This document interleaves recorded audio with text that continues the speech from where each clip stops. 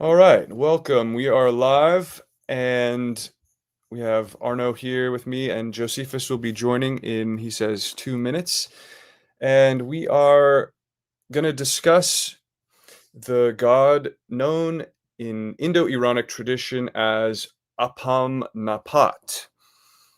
And this is it's not one of the most well-known gods, but he definitely comes up um, as a very interesting god if you explore the Indo-European mythology, because he seems to share a linguistic connection with Neptune, for example, a very major god among the Romans. Um, but in the Vedas, he is definitely a sort of minor god. I think there's only one hymn solely addressed to him, and it seems that he has become an epithet. This name, Apam Napat, has become an epithet of the fire god Agni, so that even in the soul hymn dedicated to Apam Napat, it seems to sort of culminate with him fully being identified with Agni as sort of an epithet of Agni. So you can kind of see the conflation happening between Apam Napat and the fire god Agni in the Rig Veda itself and in that hymn. So in that sense, he becomes treated as sort of an epithet or aspect of Agni. But the important thing is figuring out whether Apam Napat was always an aspect of Agni solely, or if he was his own separate god in Proto-Indo-European times, who then we would see in myths in Europe as his own separate god, separate from the Agni type, but maybe having some similarities, some connections or overlaps to the fire, but nonetheless being his own water god. And of course, we saw in the Agni stream that Agni is a water dwelling god. So there's all of this overlap. Agni is born of the waters. Apam Napat means child, male offspring of the waters, essentially, or connected to nephew, the word nephew, and Napat. Josephus can probably clarify that even more once he gets here. But Napat has to do with being an offspring, a male offspring. So child, offspring of the waters, Apam Napat. Agni is indeed offspring of the waters and the fire god, but he is, it seems, a separate god from this Apam Napat. You can see how already it's hard to keep them apart, but nonetheless, there is evidence, as we'll see, that they were seen as somewhat distinct in the Proto-Indo-European milieu, and then because we see them as separate instantiations in some of the European myths, so it seems. So to get one of the key evidences for that claim that Apam Napat probably was his own separate god unto himself, separate from Agni, in Proto-Indo-European times. The biggest piece of evidence for that, other than Neptune, being not the fire god in any clear way, is that we have the Ironic Avestan evidence, and in the Avestan, here comes Josephus. In the Avesta, we very clearly have the figure Apam Napat with essentially the same name, written in its own, written in the Avestan language, of course, so slightly different.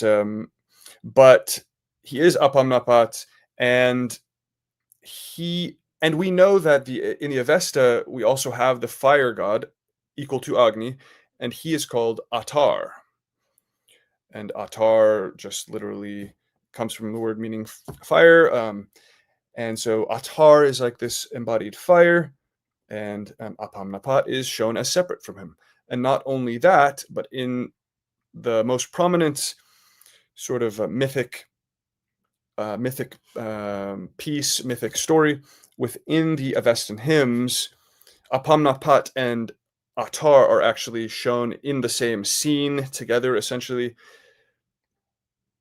and they come onto the scene one after the other to try to seize this shining glory in the waters and sort of confront the demon who is trying to obtain this shining glory of the waters. And so you can see right there that Attar, that's the fire itself, and Apam Napat are shown juxtaposed but separate in this story, and that is a very strong piece of evidence. You put that next to the Vedic to suggest that there was, if you go back in time to Indo-Iranic culture, they may have been separate, and then you can extrapolate. You can add to that the European examples to make a stronger case that this isn't just an Avestan anomaly, that indeed there was some kind of conceptual theological distinction between these types, even in Proto-Indo-European, and therefore we should look closely at that issue in European myths to try to isolate and identify the Apam Napat type separate from the fire god Agni type per se, but also to consider that there could be sort of conceptual areas of overlap between them, certainly with connections to water and also connections to fire, probably. Okay, so with that, let's look at the hymn in the Avesta. Yes. So good point, James Fields. So this is one of the biggest things, really, and we will go into this because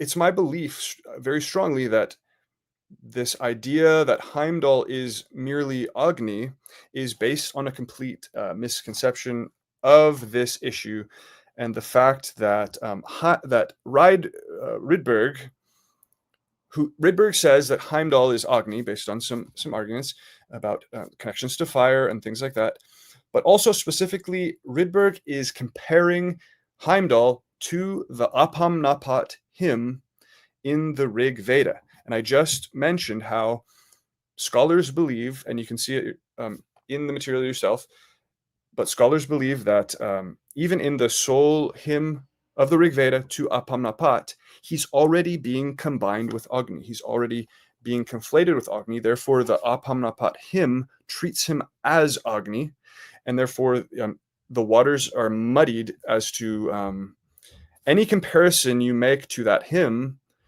It might just be Agni material that's already conflated into the picture of Apam Napat. And I think it is in some cases. And this confused Rydberg and made him think. And then elsewhere, that issue, appears elsewhere with Agni hymns as well. If Apam Napat and Agni are already conflated, then Agni hymns are also in question as to whether they may be just conflating Apam Napat material into those as well. You have to consider that the whole Rig Vedic picture is based on an idea that that Apam Napat and Agni are already one and the same. So their mythemes are muddying the waters, are conflated, and you can't use that as a basis for a direct Agni equation of Heimdall to Agni in that sense that Rydberg does. So you can pick this apart. You can see that this problem probably occurred with Rydberg's argument once you look at the Avesta material, like I said, and then also the other European cases. There's nothing in Norse material that right. So there's nothing in Norse mythology that Heimdall has anything to do with fire. So this is a debatable but good point. For me, there are some questionable possible alignments, but not very much, even the questionable things. And that was a big red flag to me that this might not be the Agni type, but it might just be the confusion with the Apam Napat type. And then when you go through item by item with what Apam Napat has, it matches Heimdall much more. And so people have to really understand when these conflations happened in Vedic material. And people don't, like Rydberg doesn't, and people who then just read Rydberg there and say, look, he compared to Agni in the Rig Veda.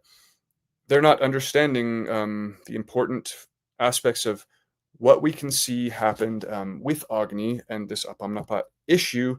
They're just not understanding that or caring to. And so I think they're making this error. So I will just start with a quote actually from Brereton and Jameson to drive this point home, that Agni and Apam Napat are already being conflated in the Rig Veda. So here we go. The connection between fire and waters is also evident in the identification of Agni with a minor divinity going back to the Indo-Iranian times, Apam Napat, the child of the waters. Originally, he was probably a separate deity, a glowing, fiery being concealed and nurtured in the waters, perhaps configured in part as lightning. But the single Rigvedic hymn dedicated to Apam Napat, Rigveda 2.35, gradually merges Apam Napat with Agni by attributing Agni's functions and form to him, until in the final verse, Agni emerges fully in the poet's address to him. Unquote. And that's from Brereton and Jameson, the Rig Veda, a guide, page 75. And so, yeah, those are, the couple of the most major Vedic scholars that you can refer to today, living scholars. And yes, they're pinpointing this issue. So you have to understand this. And then, as James Fields again says, when you look at direct mythic parallels to Agni, it seems to always be like I said here, Odin or Lothar or Logi, these other names where things are much more definitive, I think, mythically.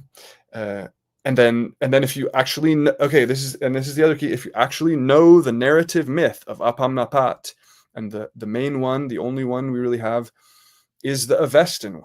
Because, like I said, there's only this one Rig Vedic hymn to Apam Napat. It's not really narrative. It's just praising him according to some traits, where the waters are muddied between Agni and him. So the main narrative myth is in this Avestan hymn, and that is telling a story very similar to exactly what we know about Heimdall and what he does narratively. Once you see that, it's hard to unsee it, I think, and it begins to bring clarity to this picture where the pieces, I think, start to actually fall into place better. So let's look at that hymn. I will just remove this and pull that up real quick. Any thoughts as I'm pulling that up, you guys?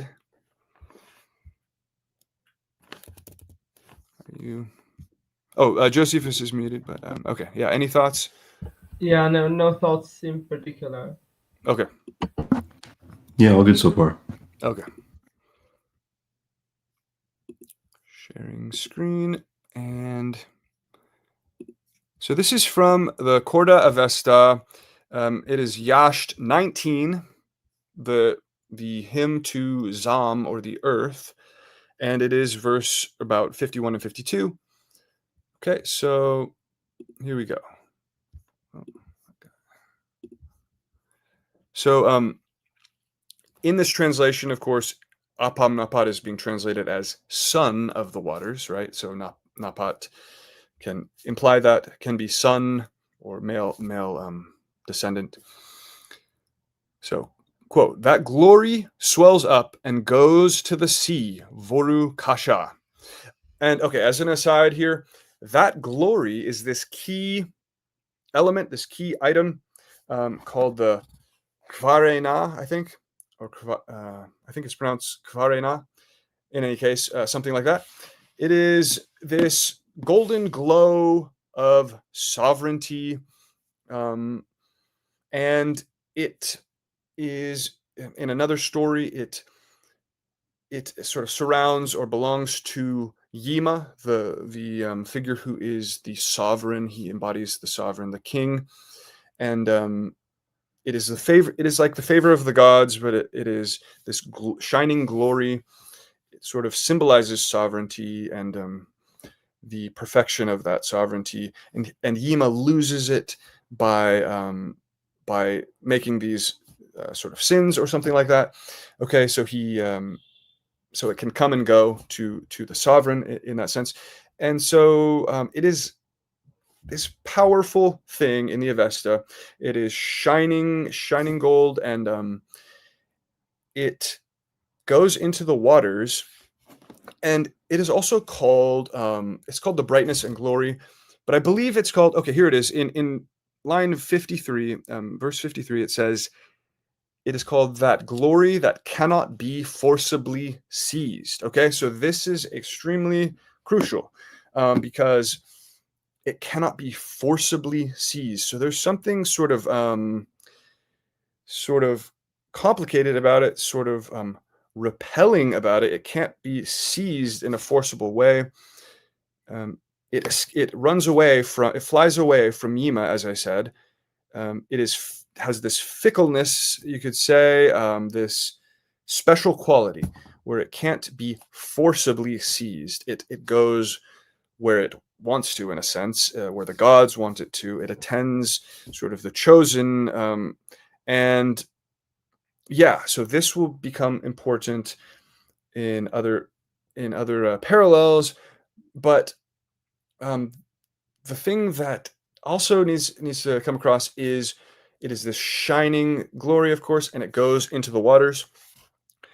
What this will connect to theoretically is the Brisingamen necklace of Freya. So that's what I'm arguing, and I think it is the same symbolic item in some sense, at least, some alignment there, where Brisingamen is this shining necklace of Freya that she loses into the water in some sense, and it somehow connects to the golden glow of the dawn, because if it's true that she is the dawn goddess, her necklace, shines like the glory of the dawn, in a sense. So there's this overlap, I think, between the golden glow of the dawn and that glow of sovereignty that is the Kvarena, rather. Okay, so with that in mind, we see that this golden glow, this Kvarena, goes into the ocean, and there it has to be fought over, and the main ones who fight over it are Apam Napat against a demon who tries to seize it, and Apam Napat, out of all the different figures who try to seize it, including Atar, tries to seize it and fails, and then Apam Napat is the one who seems to successfully obtain it or guard it. He becomes sort of like the guardian of this Kvarena, and so it kind of belongs to him in a sense as its guardian. So what we see with Heimdallr is that he famously battles against, has some kind of fight against Loki out in the waters. You guys can correct me if I get these details wrong, but I think they're like on a rock in the ocean or something like that, fighting over Brisingamen, this glowing necklace of the glory of the dawn. Okay, so that it is again Heimdallr, and they are transformed into I think seals, and they are fighting out in the ocean over this this shining golden glory.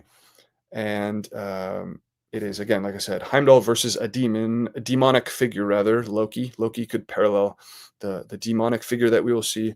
And again, it is Apam Napat against a specific demon out in the ocean fighting over the golden glory. So it's a bit, it is a lot. There is a lot that aligns right there with this basically main mythic narrative of Apam Napat. In the whole Indo-Iranic sphere, this is like the main story about him, and it happens to align with Heimdallr. So let's just read these couple of verses. So that glory, or Kvarena, swells up and goes to the sea, Voru Kasha. The swift-horsed son of the waters, Apam Napat, seizes it at once. This is the wish of the son of the waters, the swift-horsed. I want to seize that glory that cannot be forcibly seized, down to the bottom of the sea, Voru Kasha, in the bottom of the deep rivers. We sacrifice unto the son of the waters, the swift-horsed, the tall and shining Lord, the Lord of females, the male God, who helps one at his appeal, who made man, who shaped man, a God who lives beneath waters, and whose ear is the quickest to hear when he is worshipped.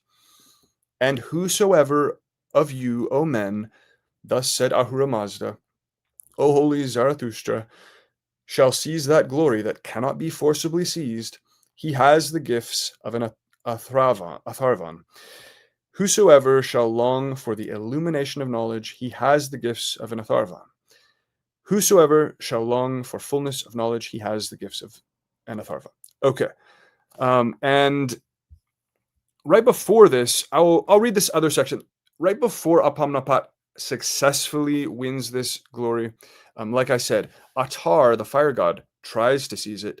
There's another demon there, and they each are unable to, essentially. So here it says, we sacrifice unto the awful glory, the Kvarena, that cannot be forcefully seized, made by Mazda. This is verse 45. For which the good spirit, Spentamainu, and the evil one, Angramainu, did struggle with one another. For that glory that cannot be forcibly seized, they flung each of them their darts most swift. The good spirit flung a dart, and so did Vohumano, and Asha Vahishta, and Atar, the son of Ahura Mazda. The evil spirit flung a dart, and so did Akemmano, and Aeshma of the wounding spear, and Azidahaka, and Spitura. So those few names in a sequence are all on the demonic side. He who sawed Yima in twain. Then came forth Atar, the son of Ahura Mazda, thinking thus in his heart, I want to seize that glory that cannot be forcibly seized. But Azidahaka, the three-mouthed, he of the evil law, rushed on his back, thinking of extinguishing it. Here, give it to me, O Atar, son of Ahura Mazda. If thou seizest that glory that cannot be forcibly seized, I shall rush upon thee, so that thou mayest nevermore blaze on the earth made by Ahura, and protect the world of the good principle. And Atar took back his hands, as the instinct of life prevailed, so much had Azi affrighted him. Then Azi, the three-mouthed, he of the evil law, rushed forward, thinking thus in his heart, I want to seize that glory that cannot be forcibly seized.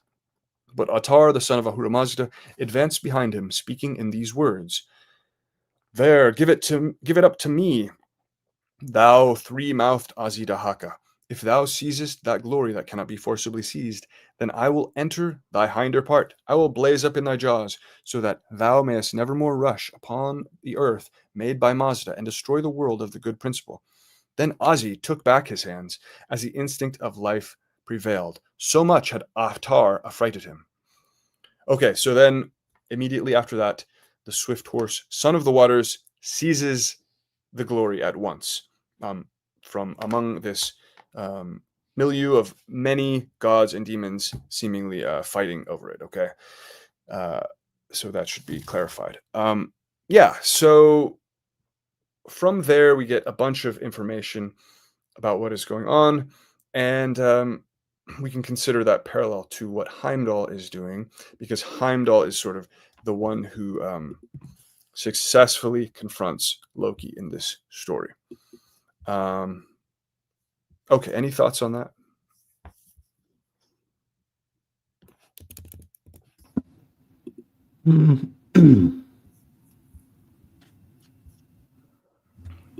I mean, Well, this not really. well, the Iranian myth there with Apam Napat succeeding in taking the glory from the waters where fire fails. Yeah.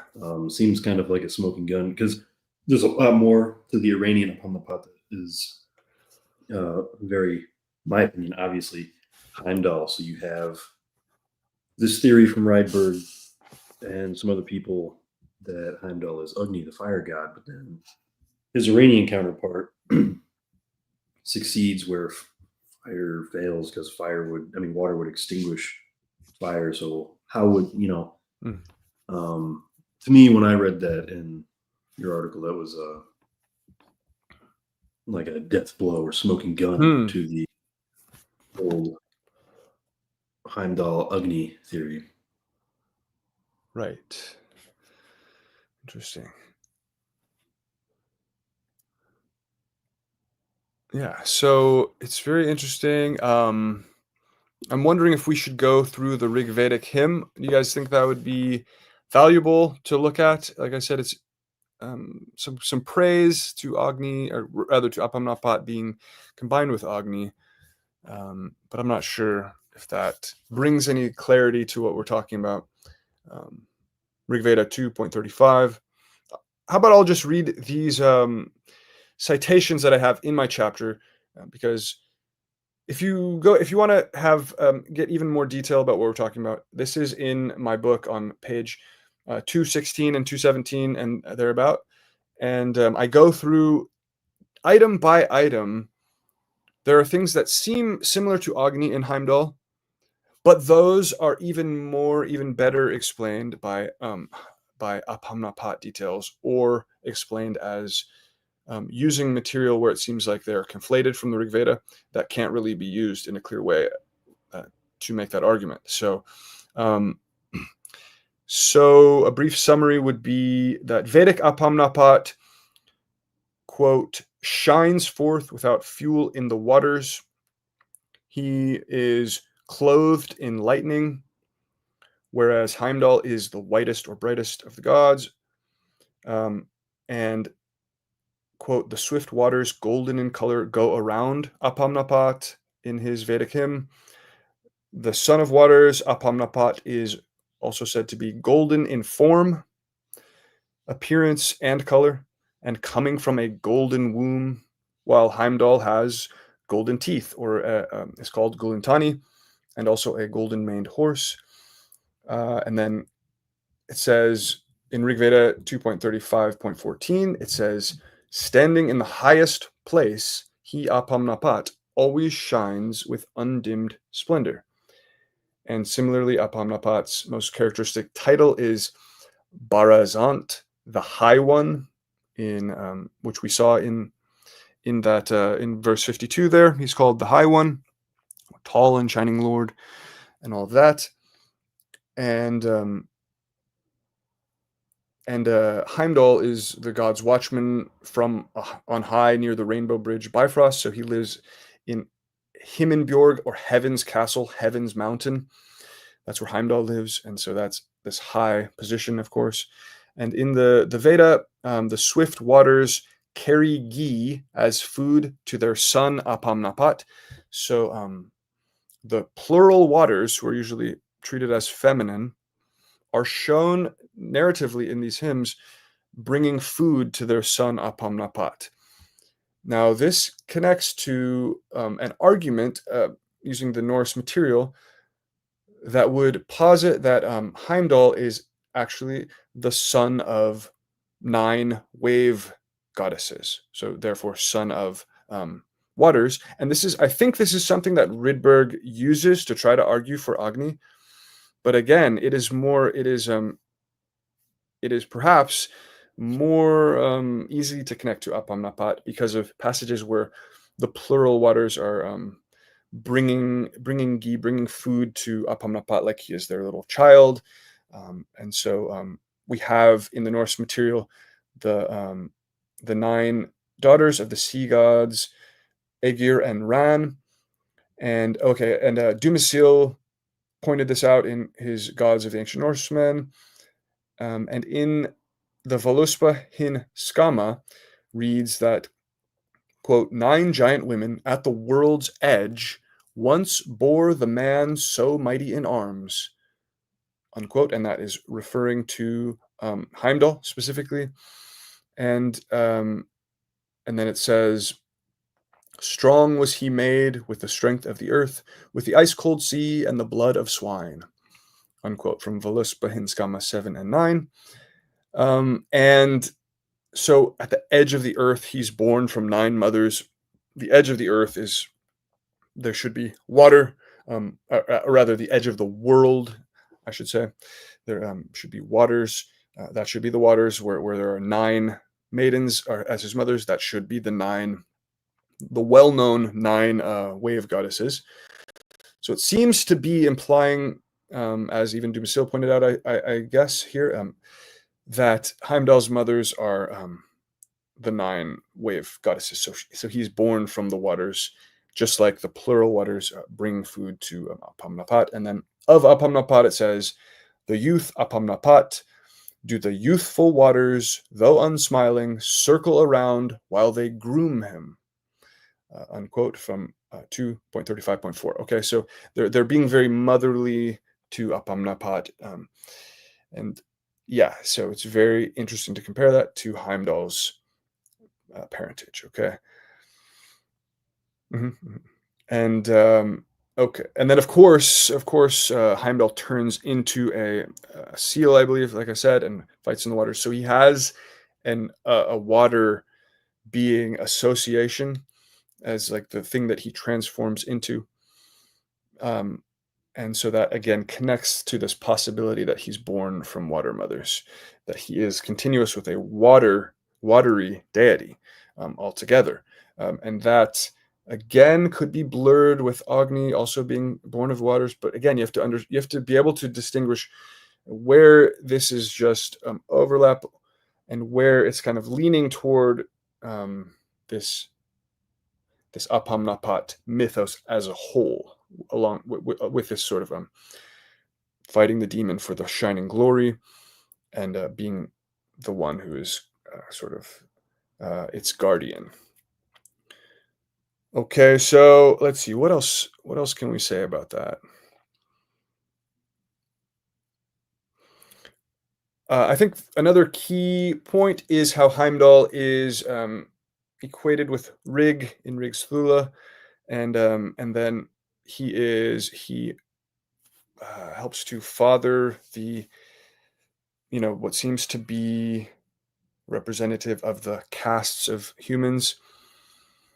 So this is interesting because there is material connected to both Agni and Apam Napat that connects to creating mankind and that sort of thing. So it becomes unclear. It's again a muddied issue. You can't use that to draw a line directly to only Agni. But when you isolate the Apam Napat details using the Avestan stuff, it's actually closer to what Heimdall does. So I'll show you what I mean. The Vedic Apam Napat is said that he, quote, has engendered all beings who are merely branches of him in Rigveda 2.35. But then of Avestan Apam Napat, it says, quote, it is he who created men and who shaped men, unquote, from Zamyasht 52. And yeah, it's a wash, you could say, between the Avestan claim there and the Agni claim. So you can't draw a clear line. Who creates men? Who engenders men? Well, the Agni of the Rig Veda, or rather, the Vedic Apam Napat has engendered all beings, and then the Avestan Apam Napat has specifically created and shaped men. So that's, it's either a wash or it's kind of leaning toward Apam Napat having this specific role to shaping men. And then we have in, let's see, this is a key detail. So Agni is spoken of in similar terms as well, like I said, in other hymns, having a connection to creating beings and stuff like that. But yeah, like I said, it becomes either a wash because of this confusion or sort of leaning toward a more specific role for Apam Napat. MacDonald is at pains to emphasize that the attribution of this role only in the case of Agni cannot be taken to mean that he is believed to be the father of the human race in proper interpretation.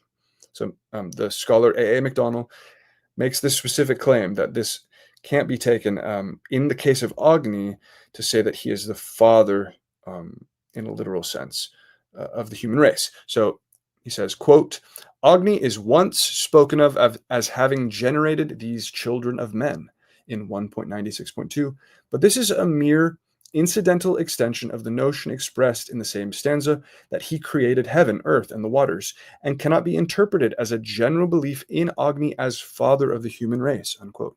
From MacDonald, Vedic Mythology 99. So the point is, Agni is he's so all creating, he's in the creation of everything. You can't narrow that down to a very important specific role of being just like the engenderer of humans in the way that Heimdallr is, because it's more totalizing than that. Agni is in all the gods. Once again, Agni is in Apam Napat, even in whatever branch you want to look at. You know what I mean? He is the spark of creation in there. But what we need to be able to narrow down onto this specific story of Heimdallr, and so it doesn't help us. This detail about Agni being a creator in general doesn't help us there. So thus, when Agni and Apam Napat are seen in their separate contexts via the distinct Avestan case, it's Apam Napat who has the stronger claim to engendering humans specifically, like I pointed out. But engendering the castes is not specifically mentioned in relation to either god, in relation to either Agni or Apam Napat. So just engendering humans for Avesta and Apam Napat. And then that's slightly different from Heimdallr engendering the castes, but we could argue, we could theorize that goes back to a very similar, shared mythos. So MacDonald concludes that, quote, in the Avesta, Apam Napat is a spirit of the waters who lives in their depths, is surrounded by females, and is often invoked with them, and drives with swift steeds, unquote. Okay, so yeah, I think that hopefully gives some clarity. Any other points about Heimdallr specifically, or things that we should clarify that I haven't? Anybody? Well, there is one piece of evidence that I would say isolated could be seen as actual evidence for Heimdallr equals Agni, both of them being called golden toothed. I don't have a citation for the Vedic hymn that calls Agni that, but it is, I have read it, I have seen it. He is being called that, but this phenomenon that you're noticing or that other people have written on as well, of Agni and Apam Napat being conflated, sort of can explain that one point pretty easily, in my opinion. Yeah, I think so too. I think let's see. I think I'm not quite sure. I would have to look at which hymn calls Agni golden toothed. So I did look into all of this when reading when critiquing the Rydberg article. That is one of the things he points out. But again, it's using a Vedic, an overall Vedic mythos where these two gods are conflated. So we can't say for sure that even in Agni hymns, he may have absorbed Apam Napat epithets, because Apam Napat became an epithet of him. So you have to think theologically, they were being seen as one and the same. And therefore, Agni can be called, even in other hymns, son of the waters, using that using Apam Napat as an epithet for him. He could then also be called by epithets that were originally from Apam Napat, like gold-toothed. The other issue is they could. It seems possible that Apam Napat and Agni had fire qualities. This is what the scholars go into, that maybe Apam Napat was like the lightning form of Agni, so that he was a separate god, separate spirit in the waters, but was, esoterically overlapping all the time, and that's debatable. but nonetheless, he could have had this fiery quality to him, even though he's his own specific god, or a different kind of fulminating power in the waters. There have been different arguments about what sort of like natural phenomena he might relate to, like sort of the gaseous effects in some types of water, where there could be sort of like this certain phenomena related to flashes of light in gaseous waters and things like that. Anyways, there's arguments where people don't really know, scholars don't really know for sure, but there is this possibility that he was fiery. And so golden toothed, if you think of the Proto-Indo-European mythos and you think of these two god types being kind of right next to each other as possibly fire related gods who also have connections to the waters, but somehow they wanted to keep them as separate gods in their narratives. You could see how there could even be overlap of epithets, even at that level, or even exchange of epithets. One epithet could bleed over to the other type. So because of this muddying and because of this similarity of the types, you can't use like a sole isolated epithet like golden toothed to pinpoint that Heimdall is Agni straight up, right? So hopefully that makes sense. And it's even, like I said, it's even possible. See, we just don't know. We can only say like it's possible this, possible that. You have to look at the whole mythos rather than one epithet wouldn't help us enough. And it's possible that Apam Napat was the one with this epithet originally, and it became absorbed into the Vedic Agni. We don't exactly know. So Yeah, so there's two interesting kennings for fire and gold in Old Norse poetry. For fire, we talked about in the Agni stream a couple weeks ago, Sawar Nidr, which means descendant of the sea. But then for gold, there is a frequently referred to kenning where gold is called a fire of the sea. right. So especially if Apam Napat, like the Proto-European Heimdall / Apam Napat, was more of a water deity.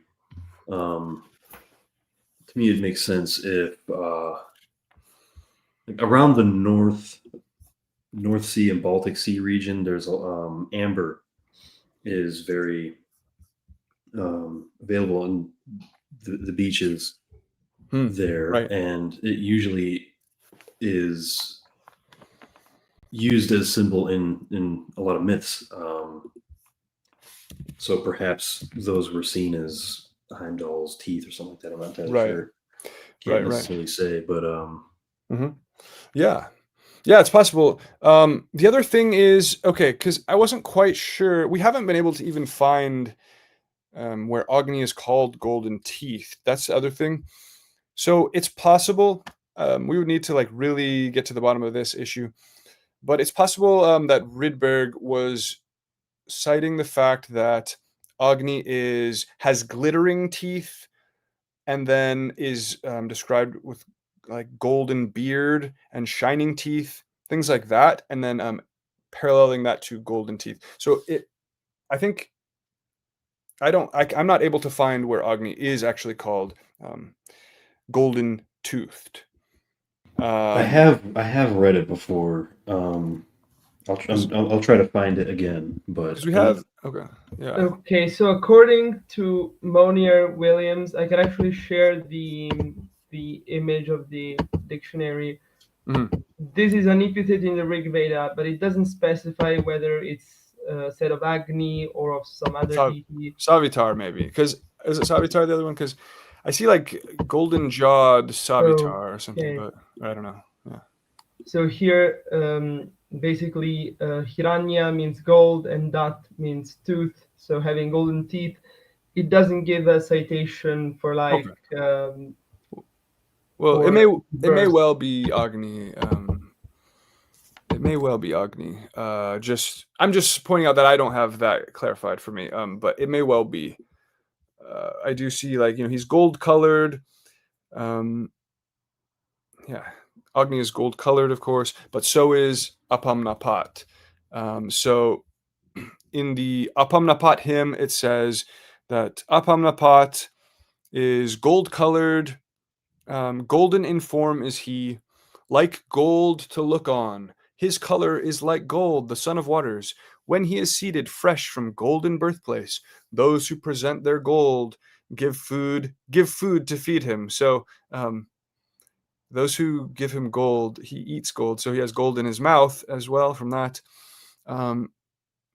Whom here the youthful maids together kindle, his food is sacred oil of golden color. And again, that's the Apam Napat hymn, where Agni and Apam Napat are being muddied, conflated, and confused together. So once again, it leaves the issue a bit vague. But yeah, Arno, you weren't able to find where that might be attributed to Agni, right? Oops. No, I haven't been able to find it. I was trying to see if I could use like ChatGPT to Yeah. citation, since there's just way too many hymns of Agni to like try and look through them one by one. Mm-hmm. Well, I'm certainly, I would believe it 100%. So let's just assume that it may indeed be attached to Agni. I still think this issue applies where it's such a it's not an extremely unique thing that you could see it being applied to either type, I think, because especially if Apam Napat originally had a fiery quality aspect to him, it may have then been given to him. So hopefully that seems fair to argue.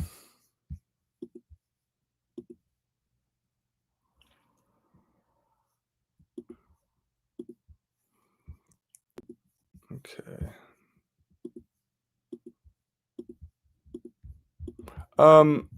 The other thing was like the hearing of Apam Napat is pointed out, and it's interesting. Okay, the other fascinating thing about the Rydberg article, I'm just remembering. To me, it was fascinating because Rydberg was not able to make a one-to-one comparison with Heimdall and Agni that was complete and convincing to him, because he had to bring in Sraosha from the Avesta, and he basically said, look, like if you take Apam Napat and or no, rather, if you take Atar / Agni and then you add in Sraosha, it makes Heimdall.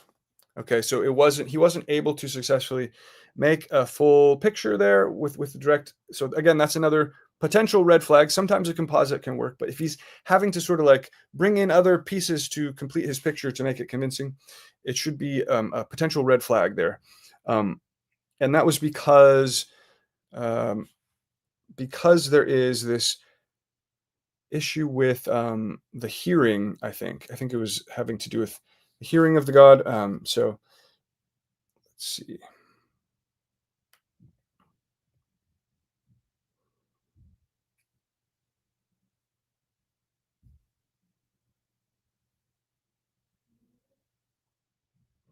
So Sraosha of the fine hearing, and apologies, I'm just trying to get this argument specifically and clarified.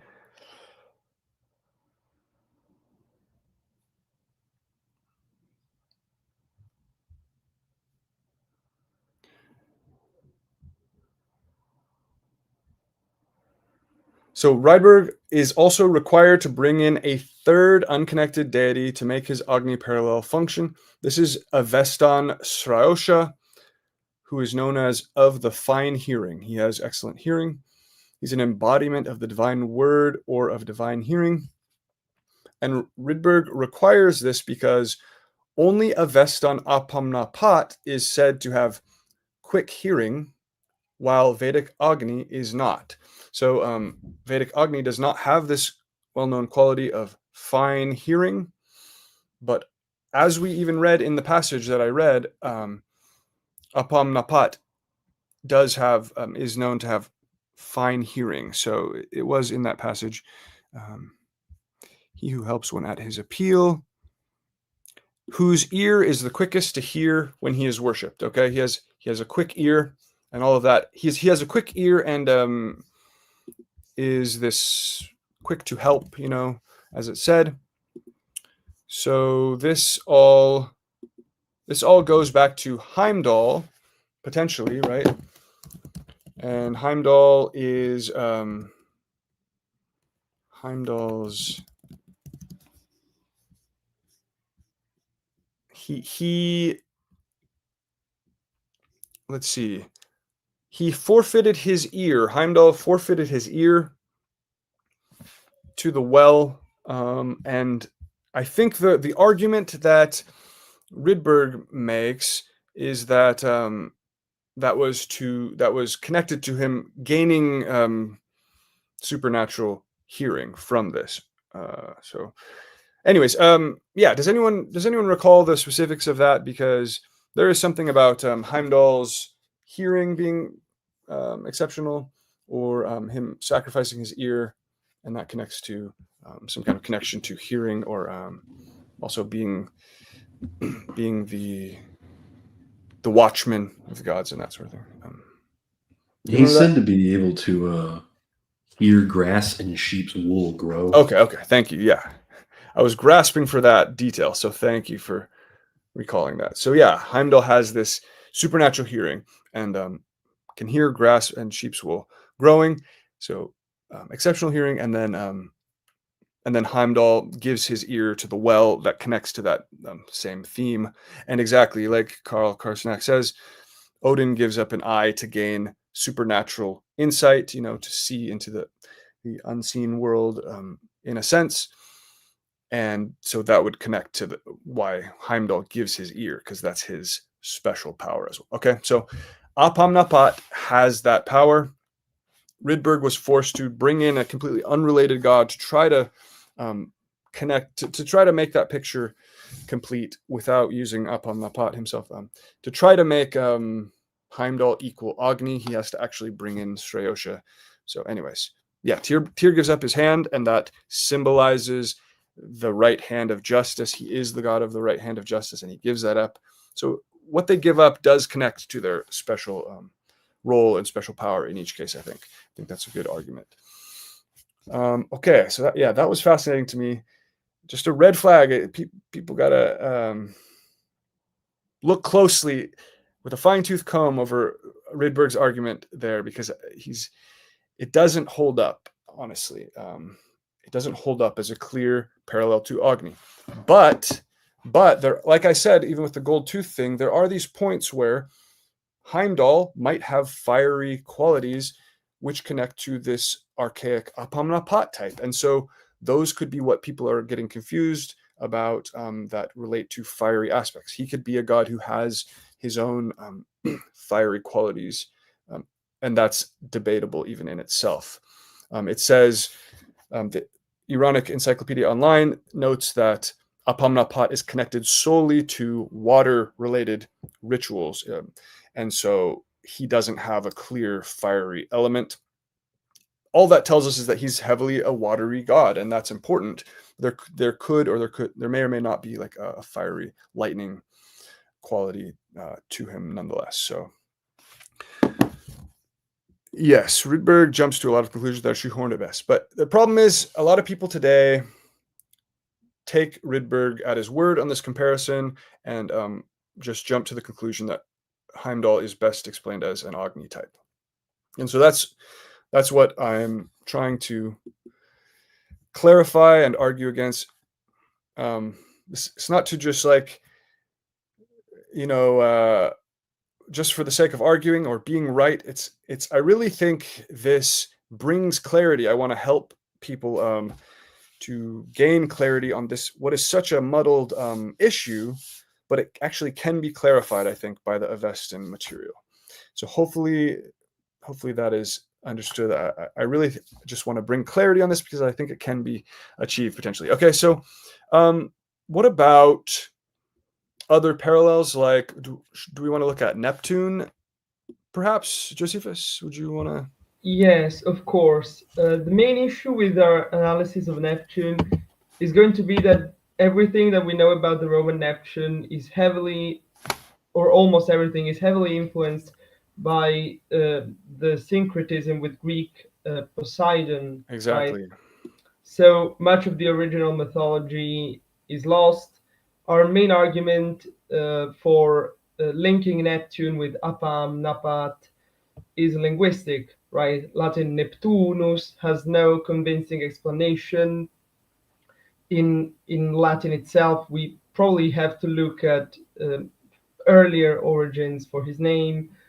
We even actually have a passage of Cicero making fun of attempts to find etymologies for Neptune. So that kind of gives an idea of how the name was already traditional and not a new creation, not a recent and transparent creation of Latin language. But we still have something interesting to look at.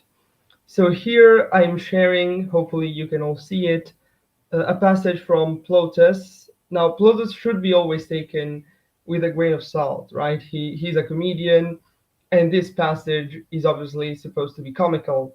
So he's kind of making fun of Neptune while also kind of making a sort of mock prayer to this god, right? But what's interesting is that he specifies that Neptune is salsipotenti et mulsipotenti, which means that he is a god of both salt water and sweet water. Now, this is interesting because Poseidon in Greek mythology is virtually always associated with salt water.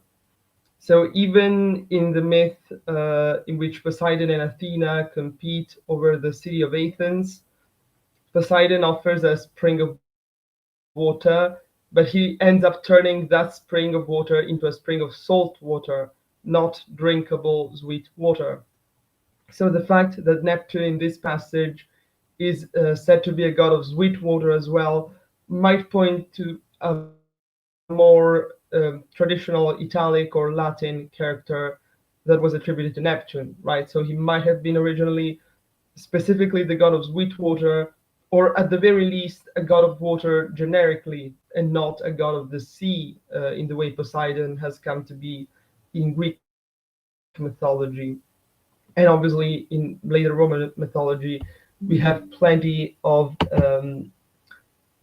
evidence of Neptune worshipped as a god of the sea because of this identification.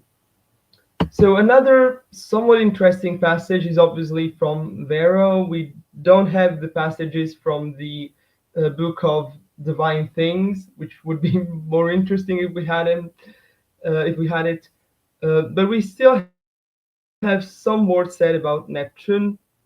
So obviously here Neptune is identified with the sea, of course, but Varro also talks about Salakia Neptuni, so the wife of Neptune named Salakia.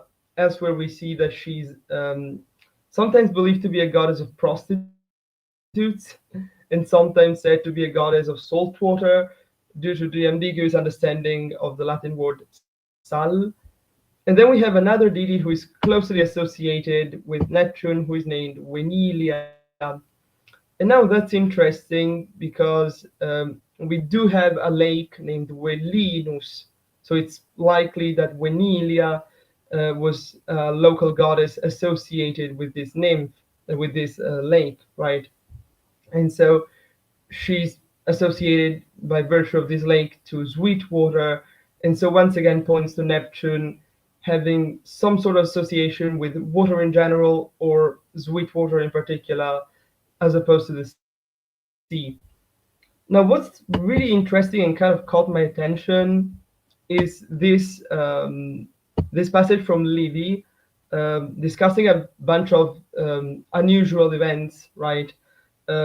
These sort of unusual things that were supposed to be signs from the gods are one of the main focuses of early Roman historiography. So historians obviously had to rely on written sources, and most of those written sources were written by priests, and so they had a strongly religious focus. and I focus on unusual, incredible things that could be useful for divination. And one of these episodes is that ara Neptuni multo manasse sudore, which literally means that the altar of Neptune was sweating, was profusely sweating. Now, the choice of words is interesting to me. It could have said that it just shed water, right? It could have used aquam, or maybe lumpa, which is a more poetic synonym for aqua. He could have used any other word to describe this water coming out of the altar of Neptune. He chose the word sweat, so I think the implication is that we're talking about some sort of hot water, just as sweat may be for humans. And so this kind of hot water sort of reminds me of Apam Napat having some fiery associations. So maybe the idea of an underwater fire or a water related fire. And so the water is obviously heated by the action of this fire. I know that I'm kind of trying to grasp at straws and trying to look at what could have been Neptune's characterization without all the Greek material, which is so prominent.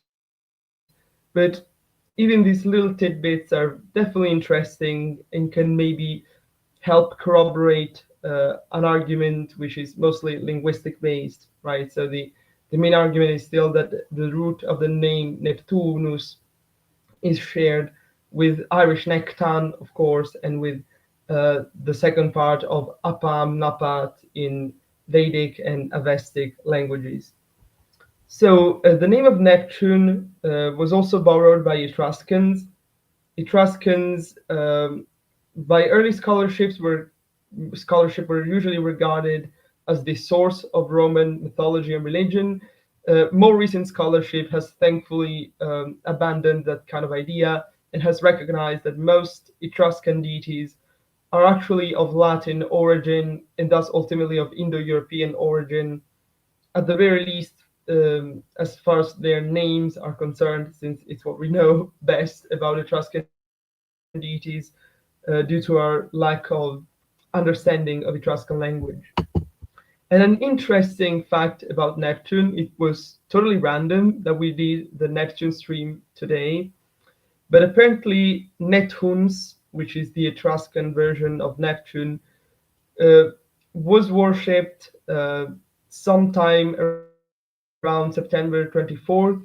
Now, obviously, this is sourced in the Liber Linteus.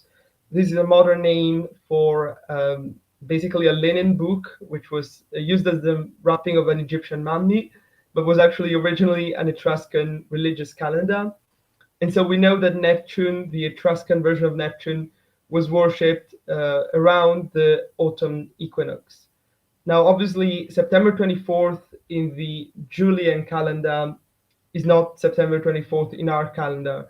It's supposed to be the date of the equinox. So today, basically, um, I'm not sure if today or tomorrow, but we're talking about the autumn equinox. So it's a really interesting coincidence that we ended up talking about this deity precisely on the day that the Etruscans would have associated with him in some fashion or another.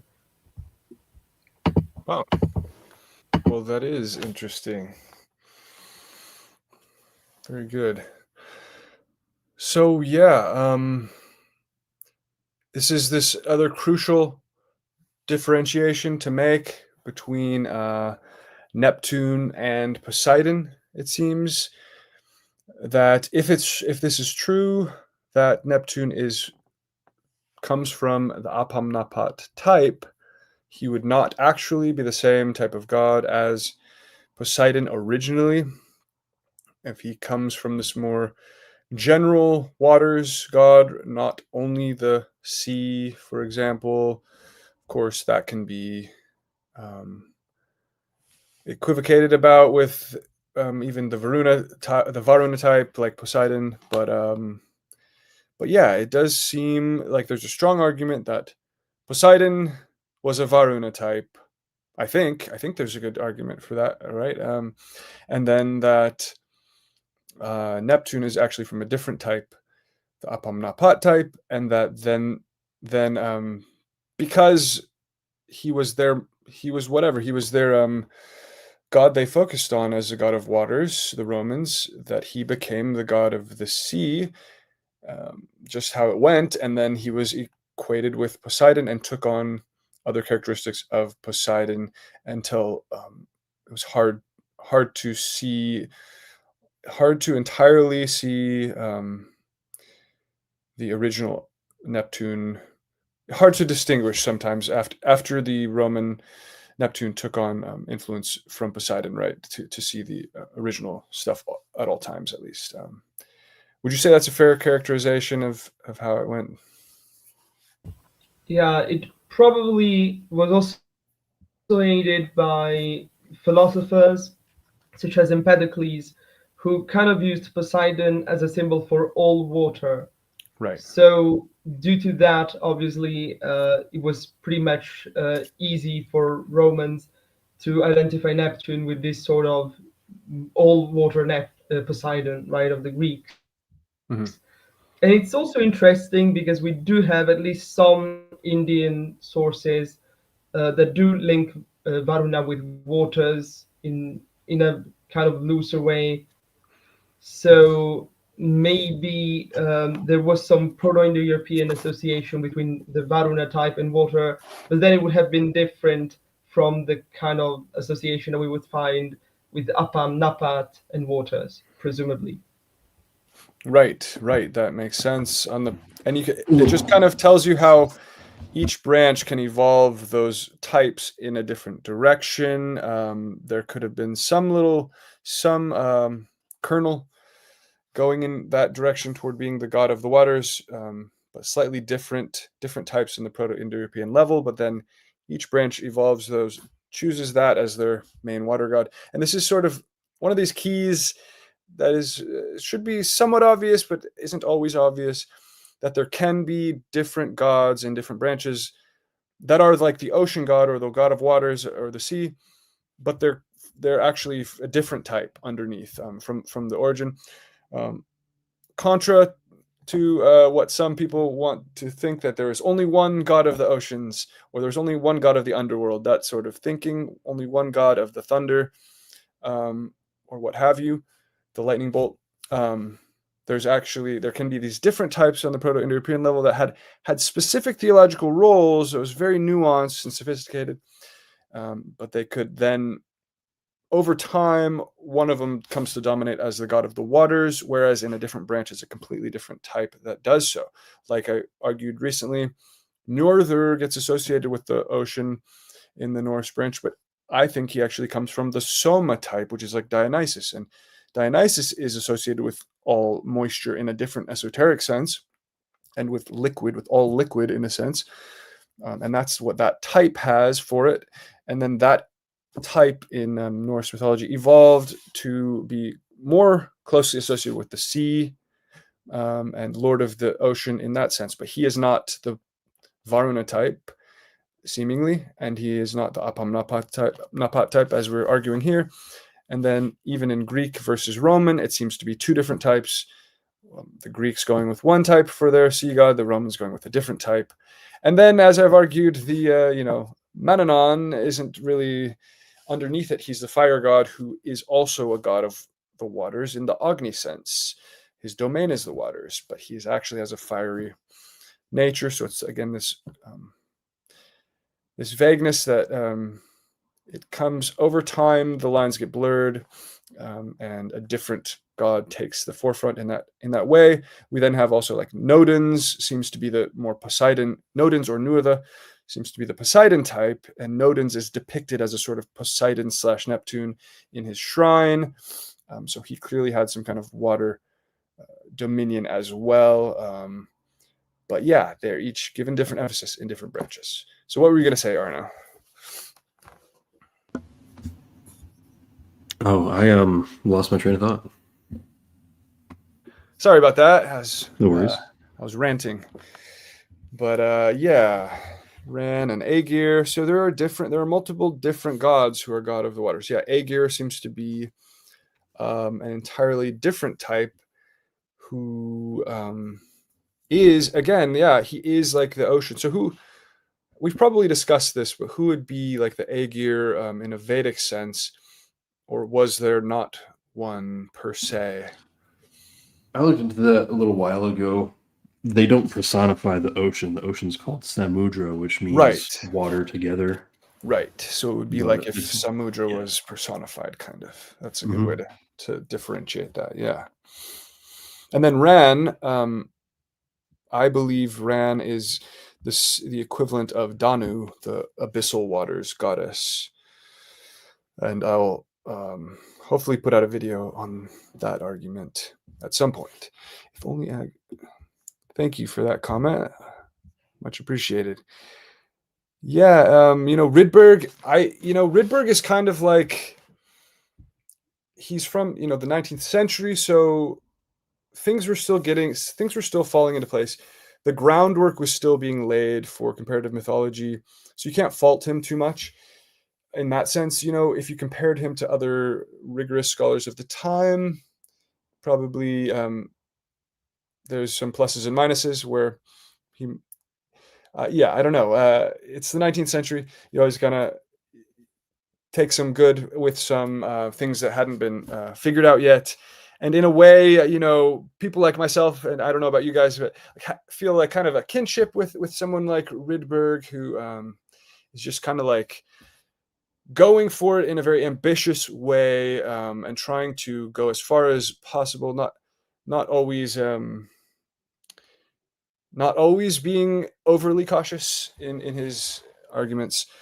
And so I think because of that, he did make some good like breakthroughs and things, but it also becomes hard to sift through sometimes like this. Like I'm saying here, I think he was very close to the truth. He was pointing at Agni, who was mixed with Apam Napat, and seeing parallels that are there, but then he wasn't realizing this broader picture where the Agni and Apam Napat were already being muddied together. And if you isolate the Apam Napat stuff, it has most of those same things that he pointed to as parallels, like shaping mankind. That's actually Apam Napat role. Being sort of cared for by the motherly waters is very emphasized in the Apam Napat. The fine hearing is Apam Napat. Okay, so he didn't sift it far enough, but he kind of like got the focus in the right direction, but then he came up against a very complicated issue that he didn't solve all the way, right? And then I think that's similar with like he points to Mimir being a Yama type, but then he argues that he's also a Soma type. He thinks Mimir was Yama / Soma. And personally, I think he was right that he's the Yama type, but I think he was kind of just being too imprecise by adding Soma into that picture, most likely.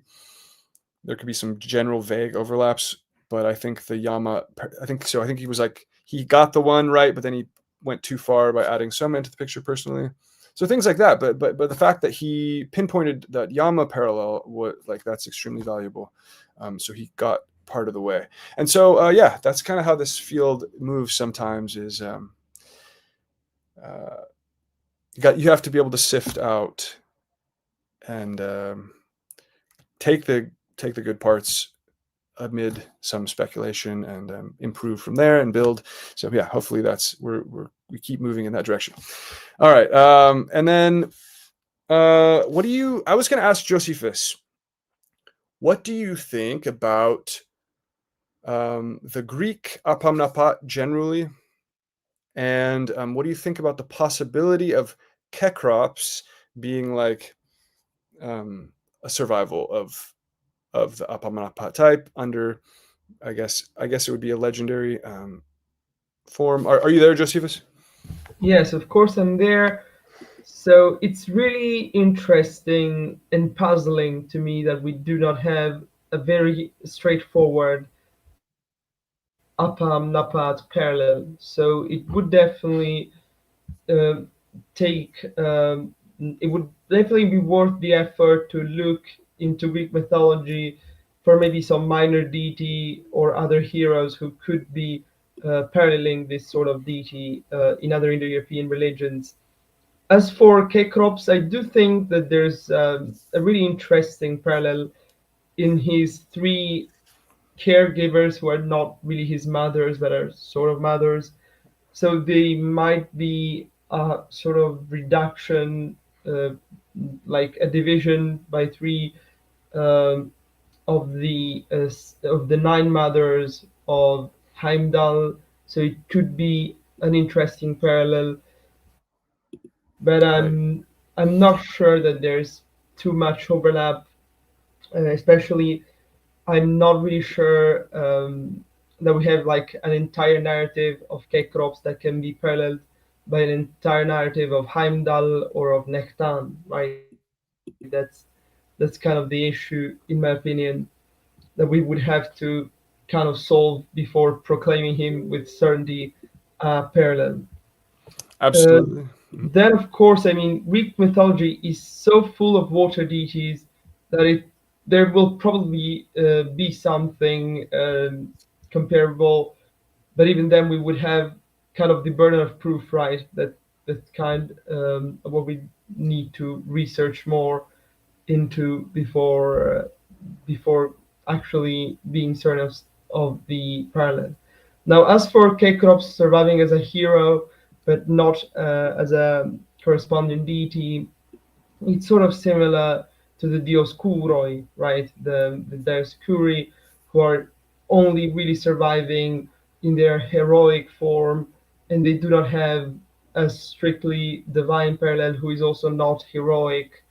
So it's not too big of a problem, in my opinion, if we want to look into this sort of parallel, like comparing the deities in one tradition with heroes or deified heroes in Greek tradition. Not really a big deal, in my opinion. Right. Good points. So one of the things, just I'll see if I can like mention the Kekrops possible parallel. But yeah, it is like you said, it's a little bit vague. Um, but to bring it into focus, I would describe the Irish parallel first. So, so one of the arguments Dumasil put forward was that um, Irish Nechtan may have a linguistic connection to Napat and Neptune, Nechtan. So again, I'm not really skilled enough to assess the linguistic validity of that, and I think there have been arguments both ways. But nonetheless, it makes this possibility to look at. It makes this lead to investigate whether Nechtan has some mythos that can be connected. And what I find fascinating and somewhat compelling to me is that the main story of Nechtan is about him being this owner of a well, Nechtan's well, and there are these guardians of the well. So let's see, Nechtan's well, and what happens is Bowen, the river goddess, attempts to come to the well, but does so improperly, and she is then sort of destroyed, broken apart, and turned into the river Boyne, and so this this well that he guards, which has this dangerous potency to kind of like, if you don't approach it properly, it like erupts in a sense, and sweeps you away. This watery power reminds me of potentially of Apam Napat being the guardian of this glory that cannot be forcibly seized. So this well cannot be directly approached, otherwise it has a destructive power. And so it's not like an absolute certainty that that's the same concept, but combined with the possible linguistics, I think it creates an interesting, reasonably strong argument that it could be this well. He's the Lord of Waters again, Apam Napat. It's not just anything. It is he has this well of waters, and then there's this explosion of water, and having to approach it properly, all that stuff. So the other thing is that there's just not that much information about Nechtan, and therefore the argument for Nechtan being Apam Napat has to be pretty provisional and limited. And if more information comes in, it could contextualize that or disprove it, I think potentially. But I do think it's the strongest possibility out there, especially once you differentiate all the surrounding deities. There is sort of in honing all of these arguments, you kind of have to continually have the other gods around correctly identified as well. So once you identify that Mannanon is the Agni type and not actually simply the Apam Napat type, as I mentioned last time, it's an error to call Mannanon Apam Napat. It's sort of a half measure that some scholars do when they only superficially understand the mythos, but it's a half measure that creates an error that you don't want to make. So once you realize that Mannanon actually is full-blown, fully Agni, then it leaves open Apam Napat. You have to identify with someone else, and therefore Nechtan is a strong candidate. And then once you understand that Nuada, aka Nodens, as I mentioned, he is this first sovereign among the Tuatha and connected to waters and all of that, that is a Varunian type, and he seems to be the Varuna. You can then differentiate that and see that you have these three different types, and so Nechtan potentially falls into place there. The other interesting point is that, as John Carey writes about in his articles on Nodens and Nechtan, he says that over time, Nechtan becomes sort of conflated with Nuada. Now, if we've identified these properly, then Nechtan is like Neptune, Apam Napat, and Nuada is like Poseidon, Varuna type.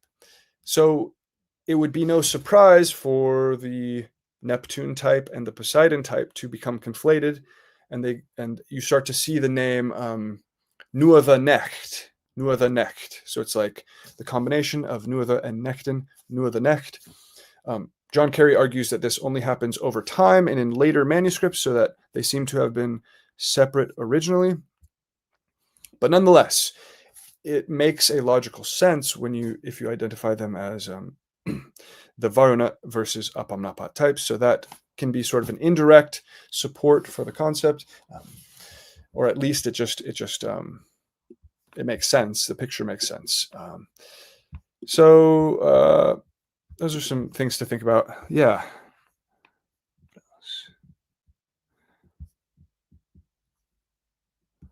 Okay, so with that story of Nechtan, there are these guardians of the well, and you can't approach it walking a certain way around it. Essentially, you have to walk a particular way that the guardians prescribe. And Bowen disregards that and goes to the well, and then is destroyed by the power of the well that was approached improperly and turned into, the river Boyne. The water floods out and tears her limbs apart and turns her into the river. She is the river goddess. in the story of Cecrops, so I found it interesting that there is this sort of there are a couple of issues. One of them is how there is this box containing an infant that is supposed to be guarded, the infant Erechthonios. This is just reading on the Wikipedia of Cecrops. And let's see,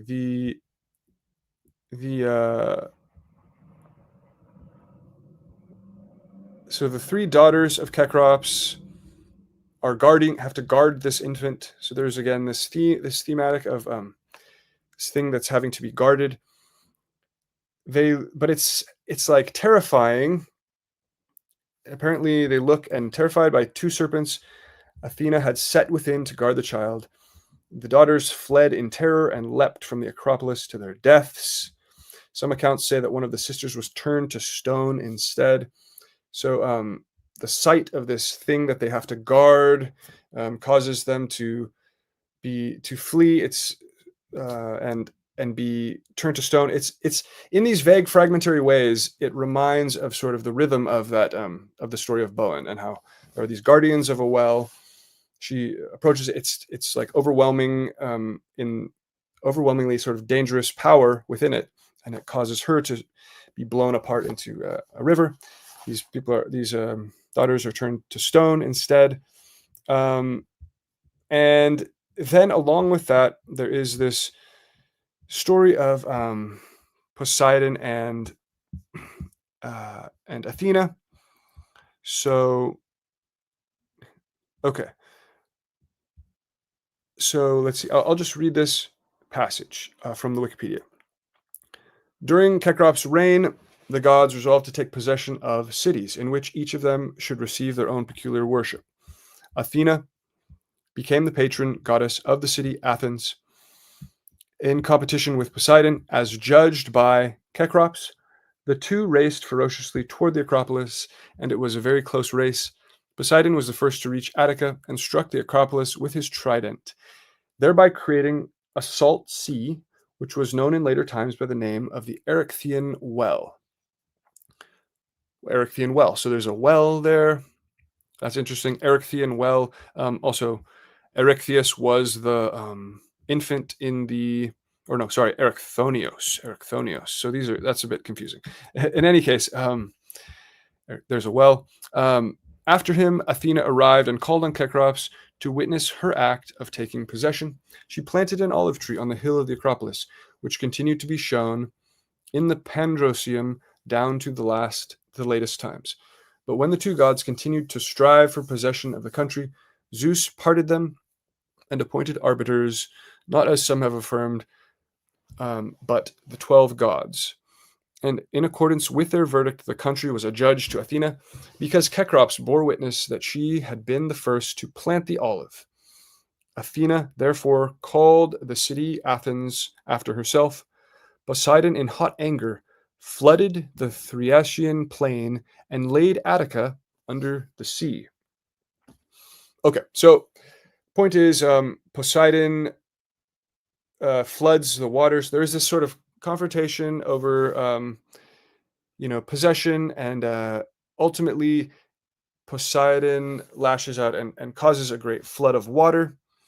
And okay, so this is just another fragmentary element that reminds of the well overflowing and flooding the plain with the river Bowen, and that is also, well, in any case, Athena is a goddess who's confronting Poseidon there and causes this flooding in response to what she does. There are all these little fragments. You can kind of, if you squint, you can kind of try to make it fit. So in that sense, it's not anything set in stone, not anything solid, really.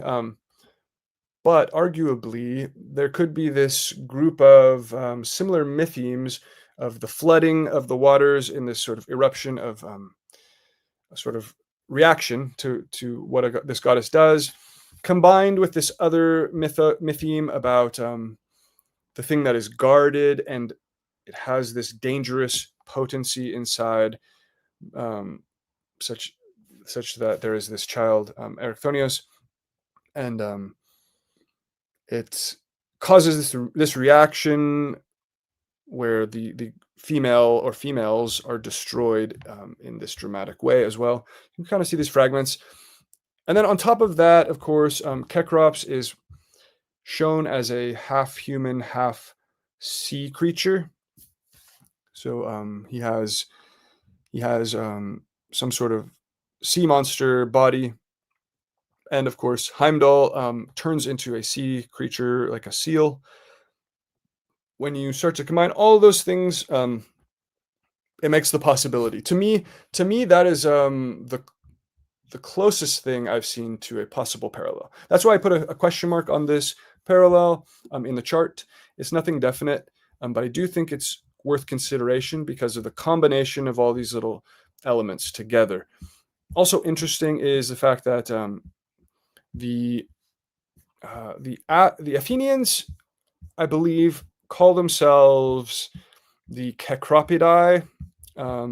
So in some sense, they are, Kekrops is like a progenitor of their people, which could potentially put him in a comparable position to like Rig, Heimdall, as like why should this random Kekrops figure who's this water being and has these particular mythemes be like this seemingly named ancestor figure of the Athenians themselves. So yeah, what do you guys think? Does that have any validity, or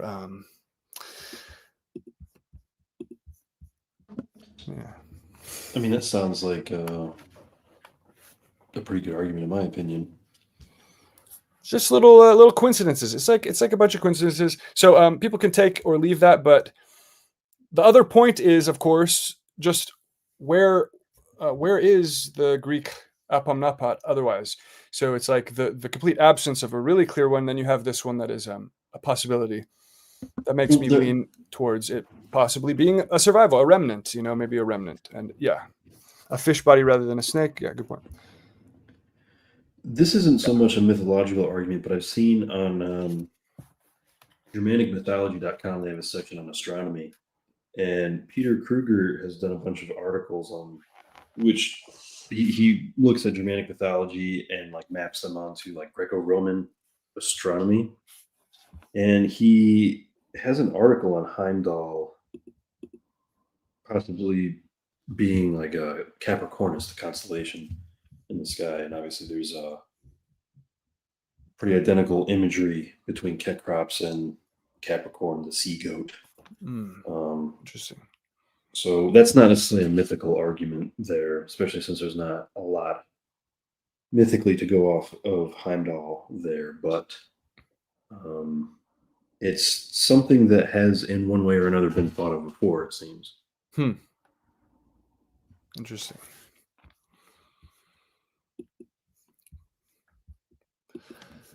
Yeah. All right. Well, thanks for considering that parallel, and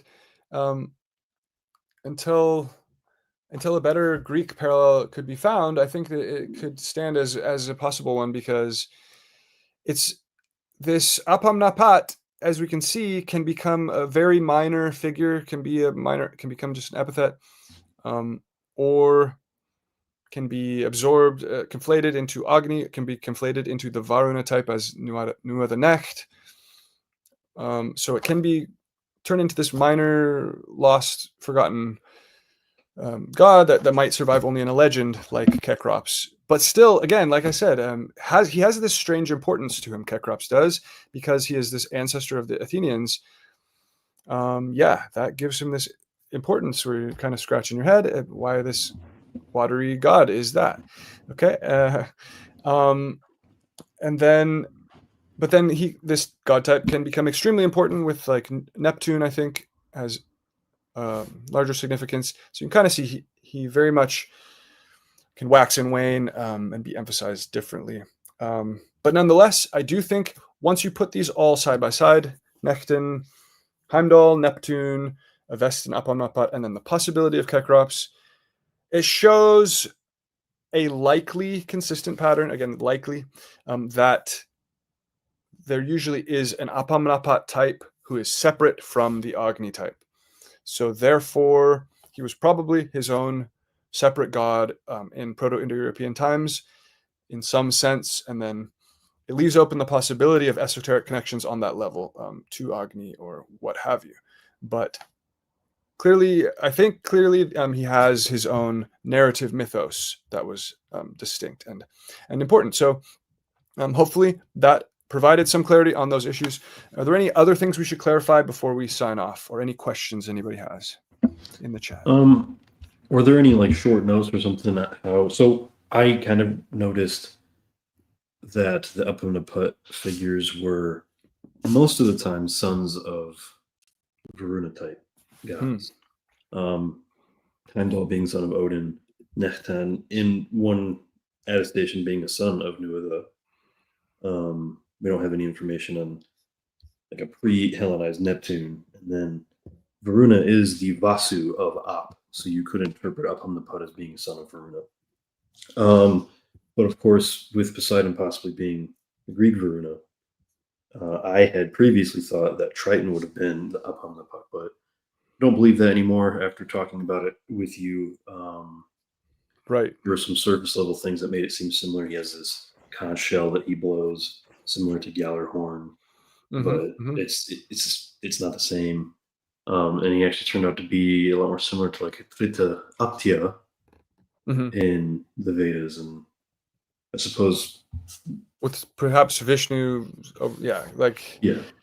Yeah. So that's another question.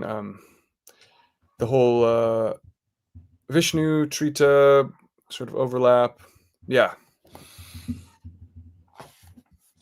Okay. Agni's epithet being Apam Napat, and how that parallels Mana. Okay, good question.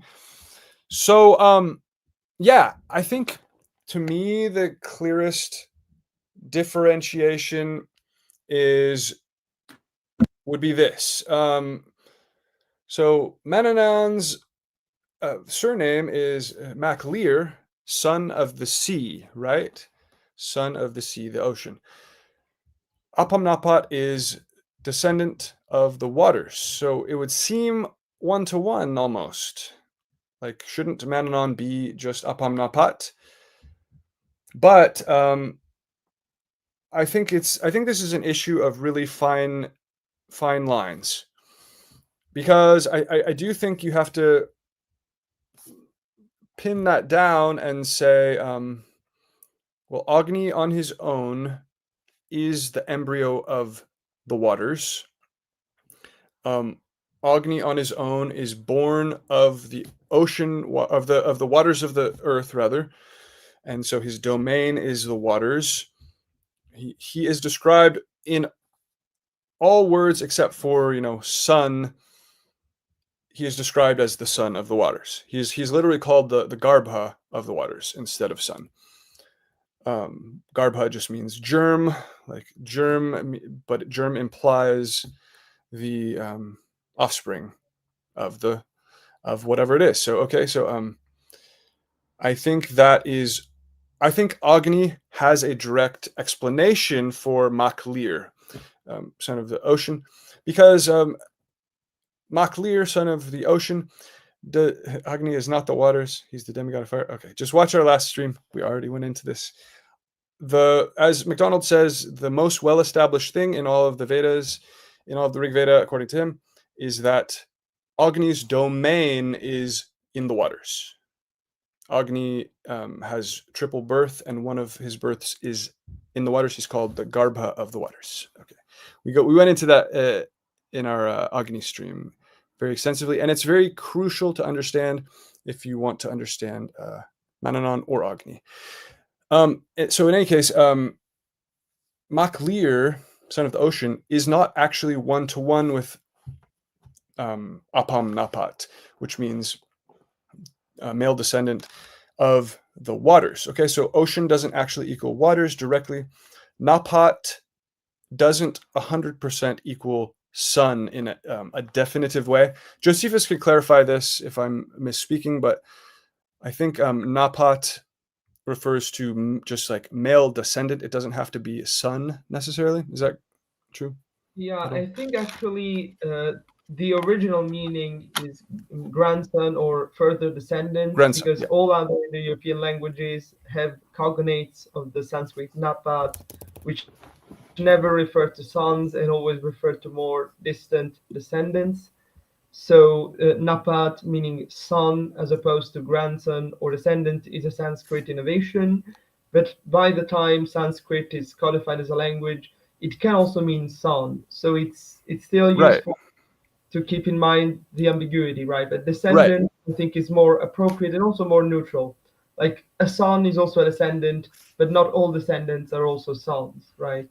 Right. Exactly. Exactly. So good. And that's why the word can give rise to, or the root word can give rise to, like nephew in English.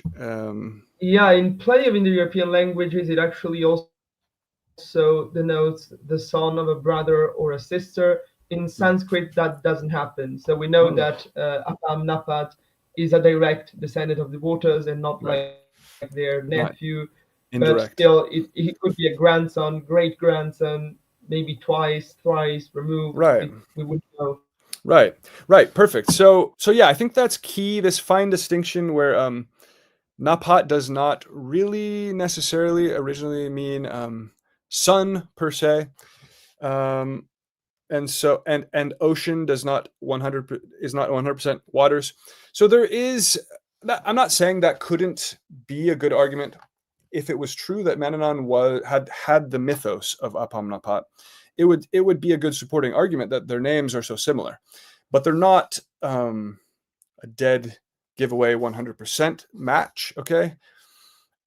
And when you add to that the fact that Agni has his own separate concept of being the Garbha of the waters, I think that points to the fact that Garbha of the waters comes from the same root as Makalir of Manannán. Okay, but you have to establish that their myths, that their mythos, their two mythoi match for that to follow logically, right?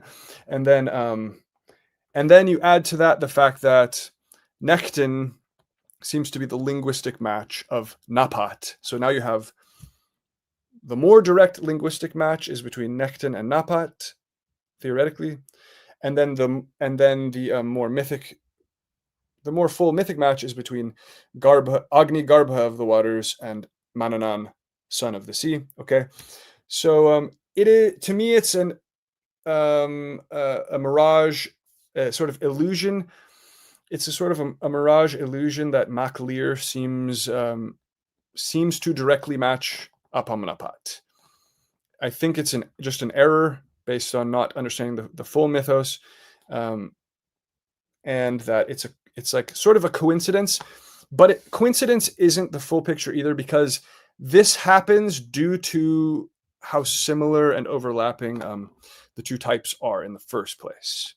So the fact that Apam Napat can be called descendant of the waters and Agni can be called Garbha of the waters, you see they already are coinciding in how they descend, how they are similarly descended from waters.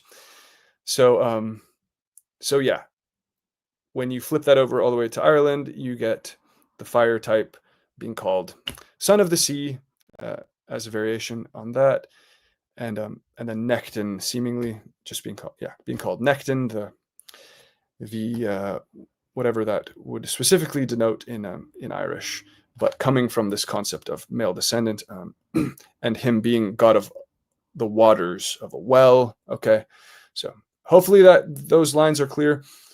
Again, it is like drawing these really fine lines and with a holistic argument about the full mythos each time, rather than just the names. And then, like we said before, in the Norse, in that Norse epithet described fire as son of the ocean or something, in our last stream, that Arno, you brought up the exact spelling of that last time, but there was that epithet with the same concept and it was attached to fire instead.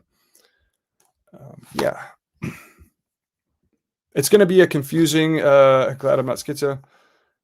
Oh, okay. Okay. All right. And it's going to be a confusing concept, I think, forever because they come from original concepts that are very similar to each other. Nephew or male descendant of the waters versus germ of the waters, right? Garba of the waters. But hopefully by going over and over again these distinctions, it can help some clarity. And yeah, that's all I really have to say. I think my article in my book on this lays it out even more clearly than I can say extemporaneously on a stream.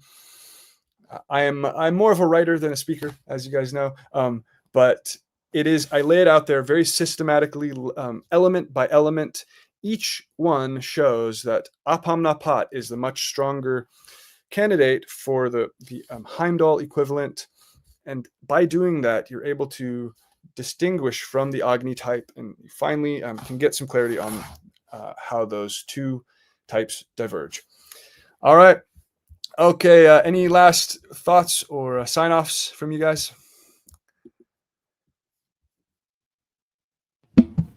No, I think that we went over everything that needed to be said about this god type. Kind of sad that we don't have maybe a Greek hymn to read, but I mean, maybe we'll find something in some, I don't know, maybe Egyptian dumpster, as where we usually find the interesting stuff. Right. and it's also said we don't have Heimdall's Galdr to read. Right. Yes, I was trying to see if there's any. I can recommend to readers. Someone mentioned it, Hama or Jaime, in the comments. In Germanic heroic literature, there is a version of Heimdall named. It goes by many different spellings. Jaime, Heimir, Hama is. I do believe, like in Beowulf, he's mentioned as retrieving Brosingam in it. It's like pretty clear. And then there were some things a patron in the patron chat brought up some other parallels with him and Björg and all that. So there's probably some more quote unquote lost Heimdall myths that could be found in Germanic heroic literature. Great point. Great points.